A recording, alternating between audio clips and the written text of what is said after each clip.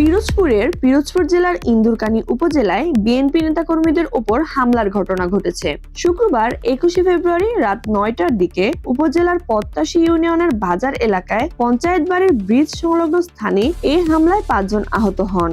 আহতরা হলেন মোহাম্মদ নজরুল ইসলাম ফকির 55, জাহিদ হোসেন 38, মোহাম্মদ নাহিদ হোসেন 18, নাসির উদ্দিন ফকির 50 ও নাইম হোসেন 28। স্থানীয়দের দাবি, ডাক চিৎকার শুনে ঘটনাস্থলে গিয়ে তারা দুজনকে অচেতন ও অন্যদের রক্তাক্ত অবস্থায় দেখতে পান। পরে আহতদের ইন্দুরকানী স্বাস্থ্য কমপ্লেক্সে প্রাথমিক চিকিৎসা দিয়ে উন্নত চিকিৎসার জন্য পিরোজপুর জেলা হাসপাতালে পাঠানো হয়। বর্তমানে তারা সেখানে চিকিৎসাধীন রয়েছে। আহতদের অভিযোগ, পত্তাশী ইউনিয়ন আওয়ামী লীগের যুগ্ম সম্পাদক নাসির উদ্দিন টুকুর নেতৃত্বে 8 থেকে 10 জন এ হামলা চালায়, যা রাজনৈতিক প্রতিহিংসার জেরে হয়েছে। তবে অভিযুক্ত নাসির উদ্দিন টুকু অভিযোগ অস্বীকার করে দাবি করেন তিনি মারামারি থামাতে গিয়ে নিজেই আহত হয়েছেন। ইন্দুরকানী থানার ওসি মোহাম্মদ শামীম হাওলাদার জানান, লিখিত অভিযোগ পেলে তদন্ত সাপেক্ষে আইনগত ব্যবস্থা নেওয়া হবে।